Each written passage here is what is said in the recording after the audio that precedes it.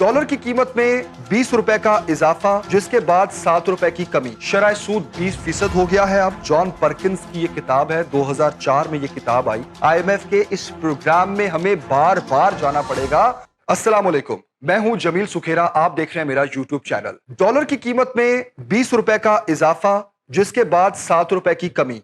मतलब अब भी डॉलर मार्केट में, ओपन मार्केट में 290-95 रुपए में बिक रहा है, ट्रेड हो रही है। और इंटर बैंक में इस वक्त डॉलर 280 रुपए पर ट्रेड हो रहा है। डॉलर की इस फ्लक्चुएशन के बीच में क्या हुआ, वो मैं आपके सामने रखना चाहता हूं। IMF की जानिब से पाकिस्तान पर जो शराइत लगाई गई थी, पाकिस्तान ने वो पेशगी ही मान ली, वो शराइत, और IMF को ईमेल के जरिए भी बता दिया कि हमने आपकी तमाम शराइत मान ली हैं, जो जो आपने कहा, जिसमें बिजली की कीमतों में इजाफे की मंजूरी दे दी है।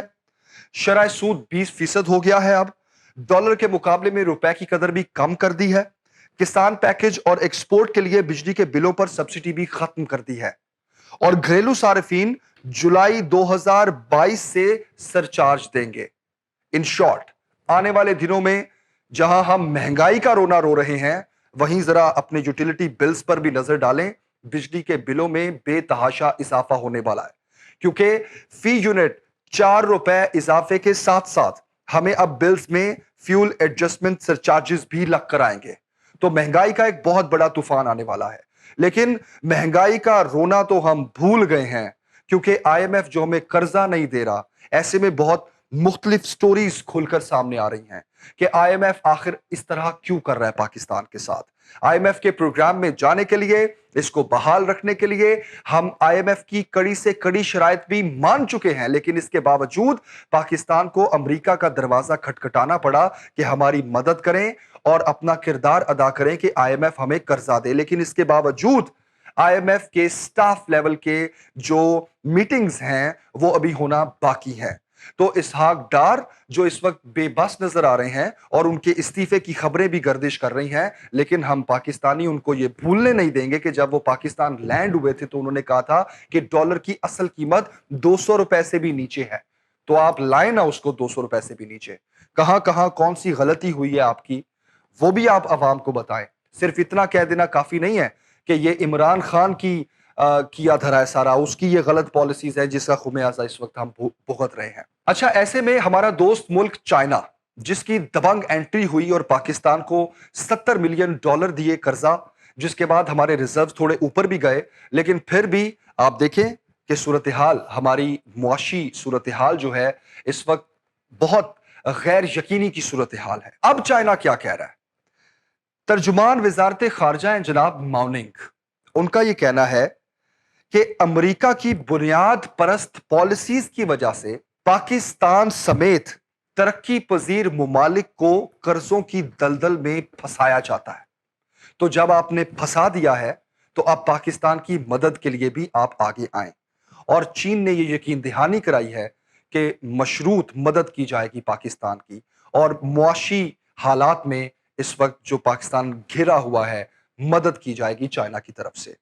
अब ये जो अमेरिका की बुनियाद परस्त पॉलिसीज है ना, इस पे थोड़ा मैं आपको बताता हूं कि जो बुनियाद परस्त पॉलिसीज में अमेरिका कहता है कि वो सुपर पावर है, और सुपर पावर रहने के लिए वो किसी भी मुल्क का किसी भी हद तक नुकसान भी कर जाता है तो उसको कोई फर्क नहीं पड़ता, क्योंकि अमेरिका की बुनियाद परस्त पॉलिसी तो है ही ये कि वो सुपर पावर है और सब उसकी बात माने। जो वो कहता है, बेशक वो गलत भी है, लेकिन आपने उसकी बात माननी है। लेकिन इसका जो दूसरा हिस्सा है कि कर्जों की दलदल में फंसा दिया जाता है, ये बड़ा इंपॉर्टेंट है। मैं आपको रिकमेंड करूंगा, आप एक किताब पढ़ें, confessions of an economic hitman. John Perkins की ये किताब है, 2004 में ये किताब आई। और इस किताब में जॉन परकिंस बता रहा है कि किस तरह बड़े मुमालिक, तरक्की याफ्ता मुमालिक, थर्ड वर्ल्ड कंट्रीज को कर्जों की दलदल में फंसाते हैं। और किस तरह फंसाते हैं? डायरेक्टली उनकी हुकूमतों के पास जाते हैं और कहते हैं कि हमसे कर्जा लें आप। अगर आप कर्जा नहीं लेंगे तो क्या होता है? हुकूमतें गिरा दी जाती हैं। मिसालें आपके सामने रखता हूं, Colombia, Iraq, Iran, Afghanistan, Vietnam और पाकिस्तान। पाकिस्तान कितने सालों से IMF के प्रोग्राम में है, हमें वो कर्जों पे कर्जे देता है, اور ہم قرضے اس لیے لیتے رہتے ہیں کیونکہ ہم نے پچھلا قرضہ اتارنا ہوتا ہے. تو یہ جو قرضوں کی دلدل میں کسی بھی ملک کو پھنسایا جاتا ہے اس میں بنیاد پرستی کے ساتھ ساتھ اپنے انٹرسٹ بھی ہوتے ہیں. جہاں ان ممالک سے یہ ترقی یافتہ ممالک کما رہے ہوتے ہیں کیونکہ یہ جو مالیاتی ادارے ہوتے ہیں یہ کس طرح کام کر رہے ہیں؟ یہ بڑی بڑی کنسورشیمز کے تھرو کام کر رہے ہیں جس میں بڑے بڑے سرمایہ داروں کے پیسے ہیں اور بڑے بڑے اکاؤنٹنٹس وہاں بیٹھ کے بتاتے ہیں کہ اب آپ اس پیسے کو ڈبل اور ٹرپل کس طرح کریں گے، کون سے منصوبے لگائیں، کہاں انویسٹ کریں، کون سے ملک کو قرضہ دیں، اس قرضے کو کس طرح واپس لیں. اب آئی ایم ایف جو ہے وہ کسی بھی ملک کو قرضہ دیتی ہے پھر بتاتی بھی ہے کہ آپ نے یہ قرضہ ہمیں واپس کس طرح کرنا ہے. جیسے موجودہ حالات میں آئی ایم ایف پاکستان سے کہہ رہا ہے کہ جی ایس ٹی بڑھاؤ، الیکٹریسٹی کی پرائسز بڑھاؤ، گیس کی قیمتیں بڑھاؤ اور خسارے کے جو آپ کے ادارے ہیں ان کو بند کرو. لیکن ڈائریکٹلی جو عوام پر اس وقت بوجھ پڑ رہا ہے وہ آپ دیکھیں کہ مہنگائی آنے والے دنوں میں ابھی مزید بڑھنی ہے. خیر، اب ہم رخ کرتے ہیں جناب موڈیز اور فنچ کی طرف. ان دو اداروں کے مطابق پاکستان نے جون تک $7 بلین کا قرضہ اتارنا ہے. تو پاکستان کے پاس جون تک $7 بلین کہاں سے آئے گا کہ پاکستان قرضہ اتارے گا؟ تو ہمیں یہ سمجھنے کی ضرورت ہے کہ اس وقت جو ہم آئی ایم ایف کے $1 ارب کی طرف دیکھ رہے ہیں بیسیکلی یہ $1 ارب کچھ بھی نہیں ہے. ہم دوست ممالک کے $5 ارب کی طرف دیکھ رہے ہیں کہ ہمارے ریزروز بڑھیں گے تو ہماری معیشت کو تھوڑا سہارا ملے گا، ڈالر کی قدر نیچے آئے گی. یہ کچھ بھی نہیں ہے.